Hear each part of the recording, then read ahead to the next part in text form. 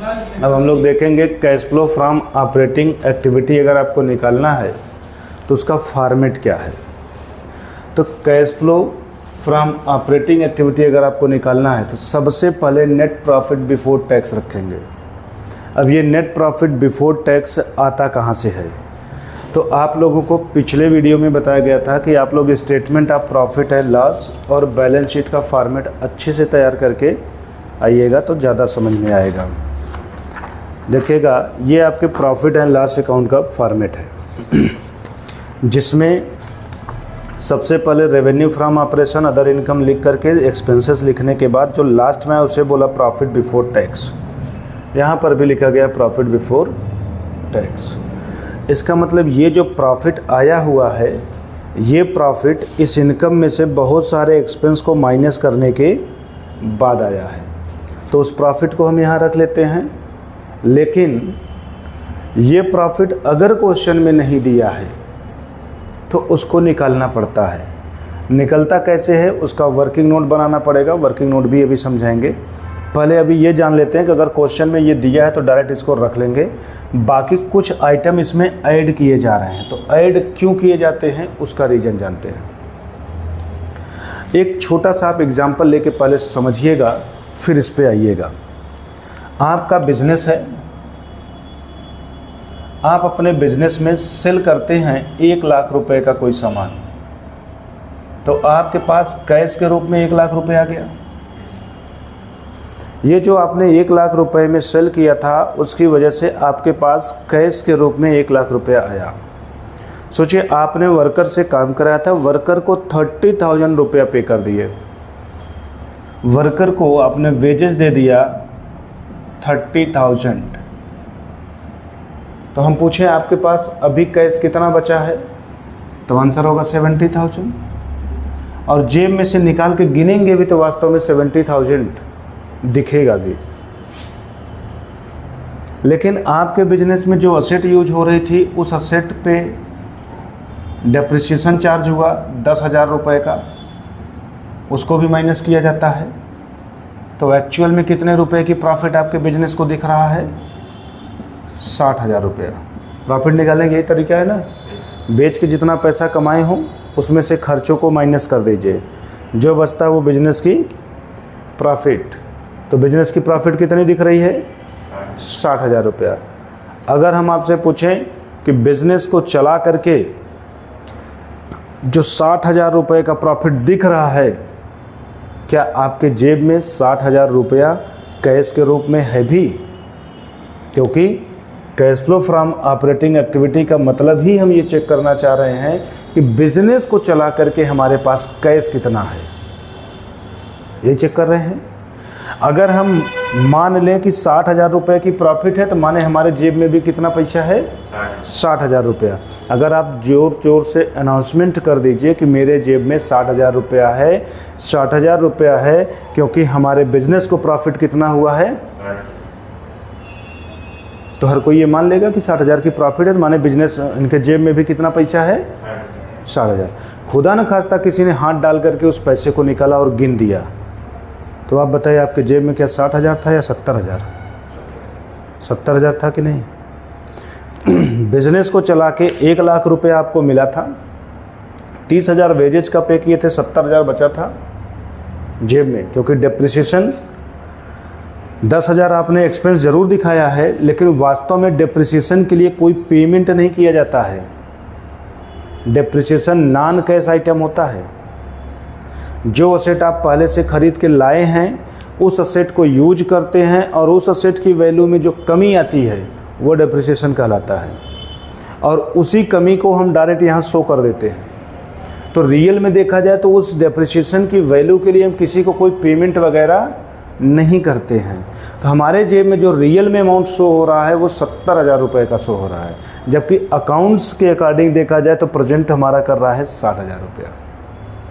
इसका मतलब बिजनेस को चला करके मेरे पास जो कैश अवेलेबल है वो 70,000 रुपया है, जबकि हमारा स्टेटमेंट ऑफ प्रॉफिट कितना दिखा रहा है, तो हमको सही करना पड़ेगा।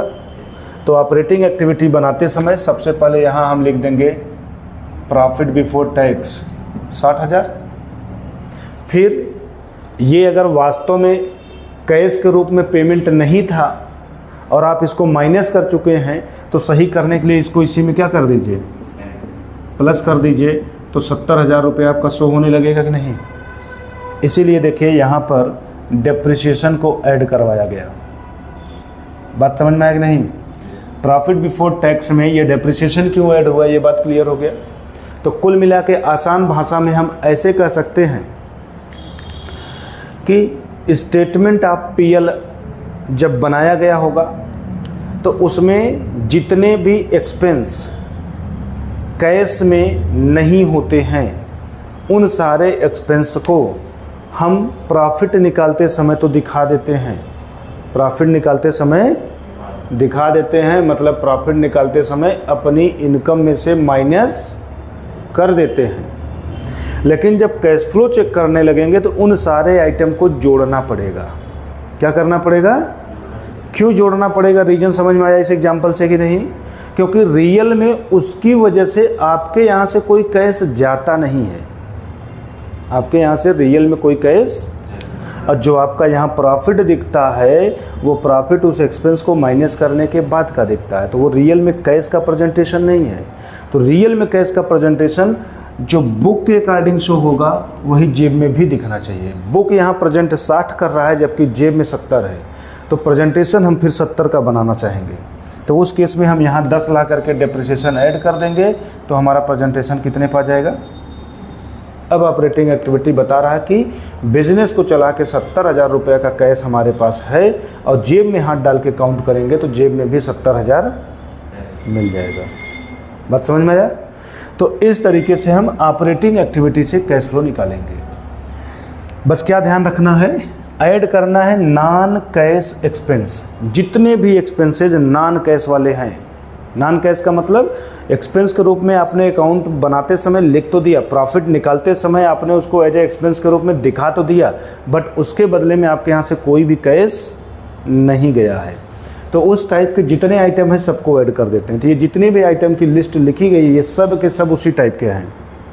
एक एक के बारे में डिटेल में आप पढ़िएगा, समझिएगा, नहीं आएगा डिस्क्रिप्शन में नंबर भी दिया गया है, उस पर कॉल करके आप पूछ लीजिएगा। जैसे डेप्रिसिएशन का एग्जांपल लेकर के क्लियर समझाया गया, ऐसे ही हर एक के पीछे रीजन है, सबको आप देख लेंगे। जैसे प्रीलिमिनरी एक्सपेंसेस की बात कर लें, कंपनी को बनाने से पहले के जितने भी खर्चे होते हैं सबको प्रीलिमिनरी एक्सपेंसेस बोलते हैं। कंपनी एक्ट में ये प्रोविज़न है कि पहले के जितने भी एक्सपेंस आपके हुए हैं उन सारे एक्सपेंस को कंपनी बन जाने के बाद 5 सालों में थोड़ा थोड़ा करके रिटेन ऑफ कर दीजिए। सोचिए आज 2024 चल रहा है, आज के ईयर में आप कंपनी बनाने के बारे में सोचें और कंपनी बनाने से पहले मतलब कंपनी बनने तक आपसे 2 लाख रुपया खर्चा हो चुका है। तो कंपनी एक्ट ने कहा कि 2 लाख रुपया जिस ईयर में कंपनी बने उसी ईयर में एक्सपेंस के रूप में न दिखा करके इसको 5 साल में थोड़ा थोड़ा करके दिखाइए। तो पहले साल आप 40,000 दिखाएंगे, दूसरे साल में भी 40, तीसरे में भी 40, चौथे में भी 40 और पाँचवें में भी। अब आप ज़रा सोचिए जो पहला, दूसरा, तीसरा, चौथा, पाँचवा में 40-40 दिखा रहे हैं, क्या हर साल रियल में आप 40,000 का पेमेंट कर रहे थे क्या? रियल में तो पेमेंट हो नहीं रहा था, रियल में पेमेंट तो कंपनी को बनने से पहले ही हो चुका है, आप सिर्फ उसको रिटेन ऑफ कर रहे हैं। तो मतलब आप एज ए एक्सपेंस के रूप में शो तो कर रहे हैं बट आपके यहाँ से कोई भी कैश जा नहीं रहा। तो जो आपकी प्रॉफिट्स होगी वो उस 40 को माइनस करने के बाद का होगा। तो ऑपरेटिंग एक्टिविटी से कैश फ्लो निकालते समय उसको क्या करना पड़ेगा, ऐड करना पड़ेगा। ये सारी लिस्ट है, depreciation on any asset, loss on sale of fix assets, normal loss, abnormal loss, जितने भी दिए हैं सब ऐड होते हैं। जैसे loss on sale of fix asset, आपने कोई असेट खरीद के लाया 70,000 रुपये की, कितने रुपए की? 70,000 रुपये की खरीद के ले आए और जब आप उसको बेचने लगे तो 50,000 रुपये में बेच दिए, तो 20,000 रुपये का घाटा हुआ। उस घाटे को जब प्रॉफिट निकाल रहे थे तो आपने लिख दिया लॉस ऑन सेल ऑफ ये असेट। 20,000 से आपने लिख तो दिया, अपनी प्रॉफिट कम तो कर दिया, लेकिन ज़रा सोचिए क्या 20,000 रुपये आपके यहाँ से कैश के रूप में गया है क्या? कैश के रूप में गया नहीं, तो फिर उसको प्रॉफिट में ऐड करिए तब तो रियल का कैश पता चलेगा। तो ये हो गया नॉर्मल लॉस हो चाहे एबनॉर्मल लॉस, जैसे ये लॉस वैसे ये भी लॉस ऐड होता है।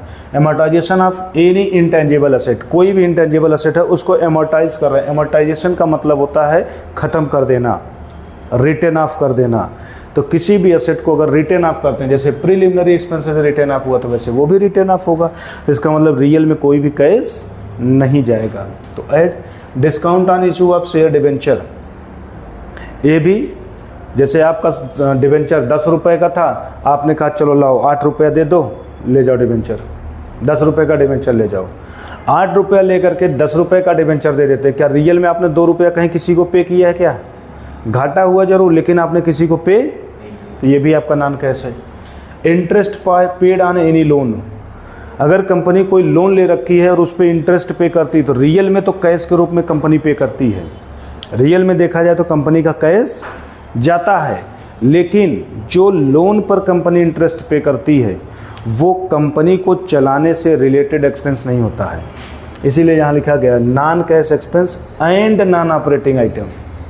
नॉन कैश एक्सपेंस ऐड भी होगा, मतलब जितने भी एक्सपेंस आपके कैश में नहीं होते हैं बट एक्सपेंस के रूप में दिखाए गए हैं उनको तो ऐड करेंगे ही करेंगे, प्लस जो एक्सपेंस बिजनेस को चलाने से रिलेटेड ना हो वो भी ऐड करेंगे, क्योंकि हम निकाल रहे हैं ऑपरेटिंग एक्टिविटी से कैश। आपने इंटरेस्ट तो पे किया, बात सही है, लेकिन क्या बिजनेस को चलाने से रिलेटेड है? तो आंसर होगा नहीं, इसलिए ऐड हो जाएगा। Increase in provision for doubtful dates, आपको लगा पिछले साल में लगा था कि 2000 रुपये मेरा डूब सकता है, तो 2000 का आपने प्रोविजन बनाया। इस साल आपको लगा मेरा 3000 से और डूब सकता है, तो इस साल आपने 3000 का फिर प्रोविजन बना दिया। क्या उसके लिए किसी को कैश पे करते हैं क्या? ये भी आपका नॉन कैश आइटम है। और अंडरराइटर्स कमीशन आप सभी लोग जानते हैं, कंपनी अपने शेयर्स को पब्लिक को बेचना चाहती है, अगर उसके शेयर को 90% से कम सब्सक्राइब किया जाता है तो वो अंडरराइटर को हायर करती है, जिसके लिए उसको कमीशन देती है। तो ये भी बिजनेस को चलाने से रिलेटेड एक्सपेंस नहीं है, तो इसलिए ये भी क्या होता है? ऐड। ये सारे के सारे आइटम ऐड कर लेंगे, जो अमाउंट आएगा यहाँ दिखा करके यहाँ लिख लेंगे। लिखने के बाद फिर इसमें से हम लेस भी करते हैं, लेस करते हैं। नॉन कैश एक्सपेंस की जगह पे अब यहाँ लिखेंगे non cash income and non operating item, ये आपके ऐड हो जाते हैं। मतलब ऐसा कोई इनकम जो बिजनेस को चलाने से रिलेटेड ना हो फिर भी इनकम हो गई हो, उसको लेस कर दीजिए। ऐसा कोई इनकम जो रियल में कैश में नहीं आया है लेकिन इनकम के रूप में शो हो रहा है, तो उसको भी माइनस कर दीजिए। नीचे शो नहीं हो रहा है, इतना आप नोट करिए, फिर मिटाते हैं और बताते हैं कौन कौन से आइटम हैं जो लेस किए जाएंगे, उसकी लिस्ट यहाँ पर लिखते हैं। इतना नोट कर लीजिए।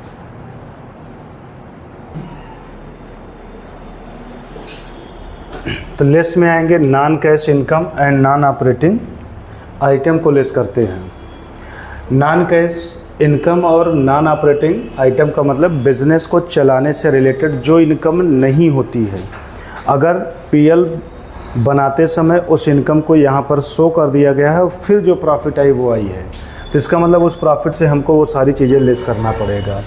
जैसे इंटरेस्ट रिसीव्ड हो गया, डिविडेंड रिसीव है, रेंटल इनकम है, gain on sale of any asset है, decrease in provision for doubtful debts है। ये सब ऐसी इनकम होती है जो रियल में देखा जाए तो बिजनेस को चलाने से रिलेटेड नहीं होता है, इसलिए इनको हम कर देते हैं लेस। लेस करने के बाद जो मिलता है उसी को बोलते हैं operating profit before working capital change. Before working capital change का मतलब होता है कि ये जो वैल्यू आई है, मतलब ये जो कैश निकल रहा है, ये कैश अभी वर्किंग कैपिटल में होने वाले चेंजिंग को एडजस्ट करने से पहले का है। तो क्वेश्चन बनता है कि वर्किंग कैपिटल कैसे निकलता है। तो आप लोग अकाउंटिंग रेशियो में पढ़े होंगे, वर्किंग कैपिटल का मतलब current assets minus current liability होता है। इसका मतलब करेंट असेट्स और करेंट लायबिलिटी में जो भी एडजस्टमेंट होगा उसको हम यहाँ एडजस्ट करेंगे। तो कैसे होगा उसको देखते हैं। एक सिंपल सा एग्जांपल लेते हैं करेंट असेट्स का। करेंट असेट्स में आपका डेटर्स आता है, ये सभी लोगों को पता है। 2022 में डेटर्स था 1 लाख रुपए का, 2023 में डेटर्स हो गया 80,000 रुपये का। ज़रा सोचिए, पिछले साल में कंपनी को डेटर्स से टोटल कितना पैसा लेना था? 1 लाख रुपया, और इस साल में डेटर्स से लेना है सिर्फ 80,000 रुपया। पिछले साल के अंत में जब अकाउंट बनाया गया तो पता चला 1 लाख रुपया डेटर्स से लेना है, और इस साल के अंत में जब अकाउंट बनाया गया तो पता चला डेटर से केवल अब 80,000 रुपया लेना है। तो ज़रा आप सोचिए, 20,000 रुपया आपको मिला है, तभी तो आप 20,000 रुपये से डेटर्स को भूले हैं। तो करंट ईयर में अगर बात किया जाए तो 20,000 रुपया आपको डेटर्स से मिल गया है। और सोचिए, अगर डेटर्स से आपको 20,000 रुपया मिल गया है तो आपके पास जो भी कैश पहले से रहा होगा वो कैश 20,000 रुपये से बढ़ेगा कि नहीं बढ़ेगा? अगर बढ़ेगा तो ऐड करना पड़ेगा या लेस? तो आंसर होगा ऐड। तो इसीलिए आप ऐड करेंगे डिक्रीज इन करेंट असेट्स। कोई भी करेंट असेट्स डिक्रीज हो रहा है तो वो ऐड कर दिया जाएगा। जैसा कि यहाँ पे एग्जाम्पल में आपने देखा, आपका डेटर्स प्रीवियस ईयर के कंपैरिजन में करंट ईयर में डिक्रीज हो गया। कितने रुपए से? 20,000 से। तो जितने रुपए से डिक्रीज हुआ वही रुपया लाके यहाँ ऐड कर देते हैं। तो आप यहाँ ऐड कर देंगे। और आपको पता है कि असेट्स का जस्ट उल्टा लायबिलिटी चलता है। अगर असेट्स डिक्रीज होने पे ऐड हो रहा है तो इसका मतलब लायबिलिटी, वही लायबिलिटी देखिए डिक्रीज का जस्ट उल्टा इंक्रीज होता है। तो लायबिलिटी ऐड होगी इंक्रीज होने पे। ठीक है, तो सिर्फ एक पॉइंट पकड़ के रखिएगा, करेंट असेट्स। एग्जाम्पल के साथ माइंड पे सेट कर लीजिए। करेंट असेट्स हमारा डिक्रीज होता है तो हमारा ऐड होता है। क्यों ऐड होता है? तो उसका रीज़न जान लीजिए कि जितना लेना था उसके कंपैरिजन में इस ईयर में अब कम लेना है, तो मतलब ड्यूरिंग द ईयर हमको उससे पैसा मिल गया, और हमको अगर उससे पैसा मिल गया तो माने हमारा कैश बढ़ गया, और कैश बढ़ गया तो ऐड होगा। तो अगर करंट असेट्स हमारा डिक्रीज होने पे ऐड हो रहा है तो लायबिलिटी लेस होगा, और जो यहाँ पर ऐड के कॉन्सेप्ट में हुआ है उसका जस्ट पूरा उल्टा कर दीजिए तो लेस हो जाएगा। करेंट असेट्स डिक्रीज होने पे ऐड हुआ है, तो यही करेंट असेट्स अगर इंक्रीज होगा तो लेस होगा कि नहीं होगा? यहाँ देखिए increase in current asset. Current liability की बात करें, ये इंक्रीज होने पे ऐड हुआ है, तो डिक्रीज होने पे क्या हो जाएगा? लेस। तो करेंट असेट्स और करेंट लायबिलिटी में करेंट ईयर और प्रीवियस ईयर की वैल्यू में कंपेयर कर लीजिए, चेक कर लीजिए प्रीवियस ईयर के कंपैरिजन में करंट ईयर में बढ़ रहा है कि घट रहा है। जैसा भी आपको परफॉर्मेंस वहाँ पे दिखाई दे रहा उसी को ला करके यहाँ एडजस्ट कर दीजिए। एडजस्ट करने के बाद जो वैल्यू फाइंड आउट होगी उसको बोलते हैं cash generated from operating activity. Operating activity से कैश जनरेट कितना हुआ वो मालूम हो जाएगा। फिर आपके क्वेश्चन में देखेंगे तो प्रीवियस ईयर का टैक्स का अमाउंट दिया होगा। प्रीवियस ईयर का जो भी टैक्स का अमाउंट होगा वो पे कर दीजिए। पे करने के बाद जो आपको वैल्यू मिले वही फाइनली आपका कहलाता है कैश इनफ्लो या outflow from operating activity. Inflow तब बोलेंगे जब ये वाली वैल्यू प्लस में होगी। प्लस का मतलब आपके पास पैसा होगा। अगर ये माइनस में वैल्यू आ गई तब आउटफ्लो होगा। माइनस में आउटफ्लो और प्लस पे इनफ्लो। तो इस तरीके से ऑपरेटिंग एक्टिविटी से कैसे कैश इनफ्लो या आउटफ्लो निकाला जाएगा, कैश इनफ्लो हुआ या आउटफ्लो हुआ, ये कंप्लीट फॉर्मेट आपका ऑपरेटिंग एक्टिविटी का था। इसको आप आराम से देख लीजिएगा, समझ लीजिएगा। कोई भी डाउट होगा डिस्क्रिप्शन में नंबर दिया गया है, कॉल करके आप डाउट को पूछ लीजिएगा। बात करेंगे एकदम स्टार्टिंग में नेट प्रॉफिट बिफोर टैक्स लिखा गया था और उसको मैंने बताया था कि अगर क्वेश्चन में दे रखा तो डायरेक्ट रख लेंगे और नहीं दिया है तो फाइंड आउट किया जाएगा। नेट प्रॉफिट बिफोर टैक्स को कैसे फाइंड आउट किया जाएगा उसके ऊपर एक एकदम सेपरेट वीडियो बना हुआ है कि नेट प्रॉफिट बिफोर टैक्स कैसे निकाला जाता है। उसका लिंक डिस्क्रिप्शन में दिया गया है, आप उसे देख लीजिएगा तो आपको नेट प्रॉफिट बिफोर टैक्स निकालने आ जाएगा। इसको आप नोट करिए, फिर इसके ऊपर कुछ प्रैक्टिस करेंगे क्वेश्चन की जिससे आपके डाउट सारे क्लियर हो जाए।